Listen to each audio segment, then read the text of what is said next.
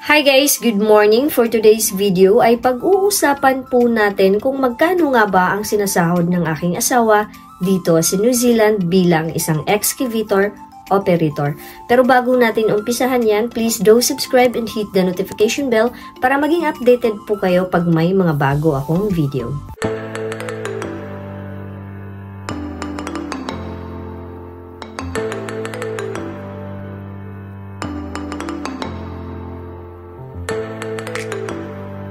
So magkano nga ba ang sinasahod ng aking asawa dito sa New Zealand bilang isang excavator operator? I'm gonna share this to you guys not to brag anyone or hindi po ako nagmamayabang.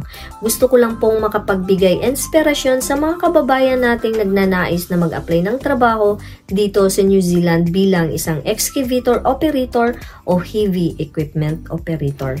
Ang median wage ngayon dito sa New Zealand ay nasa $29.66 and by February 2024 ay magiging 31.61 New Zealand dollar na po. Alam nyo guys, maswerte yung mga kababayan nating bagong dating lang dito dahil nag-uumpisa po sila sa mataas na per hour. Samantala yung asawa ko dati way back 2019, dahil 2019 po siya nakarating dito, nag-uumpisa lamang po siya sa per hour na 18.75. Pero ang kagandahan lang kasi dito sa New Zealand guys ay yearly po may pay rise at alam naman po nating lahat na isa po yan sa dahilan para gaganahan tayong magtrabaho. So, balikan na po natin ang ating main topic ngayon kung magkano nga ba ang sinasahod ng aking asawa dito sa New Zealand bilang isang excavator operator. So, ipapakita ko po sa inyo yung payslip niya para makita po ninyo kung magkano yung sinasahod niya per week at i-compute po natin siya kung magkano ang masasahod niya sa isang buwan. So, ito po ang payslip ng asawa ko guys. Sa loob ng isang linggo ay nakakalikom po siya ng 57.25 hours at ang rate niya po ay 35.27 plus sliding hand allowance na $2 and total of $37.27 per hour. So, ang sinasahod po niya sa isang linggo ay $2,133.71 minus $562.14 sa tax at dahil residence na po kami dito, meron din po siyang kaltas na $64.1 bali 3% po yan sa kanyang kita para sa KiwiSaver. Ang natitira na lang po sa kanyang sahod ay $1,507.56 at ngayon i-compute po natin kung magkano lahat ang masasahod niya sa loob ng isang buwan. So, 1,507.56 times 4 equals 6,030.24.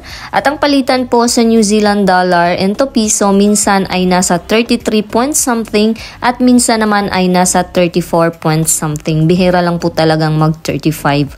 So, ipagpalagay na lang po natin na nasa 34 ang palitan. So, 6,030.24 times 34 equals 205.28.16 pesos. So, ayun po ang sinasahod ng aking asawa dito sa New Zealand bilang isang excavator operator. Oo, aaminin ko guys, mas malaki po ang sinasahod ng asawa ko dito sa New Zealand compare sa bansang pinagtatrabahuan niya dati. Pero, mahal din po ang cost of living dito. So, kung hindi nyo pa po napanood yung vlog ko about sa cost of living dito sa New Zealand, ilagay ko po sa description yung link. I-click nyo lang po at panoorin nyo na lang para makakuha po kayo ng idea. So, kung may mga katanungan po kayo guys, just comment down below at syempre kung ikaw ay bago pa lang sa aking channel, please don't forget to like, subscribe, and hit the notification bell para maging updated po kayo pag may mga bago akong video.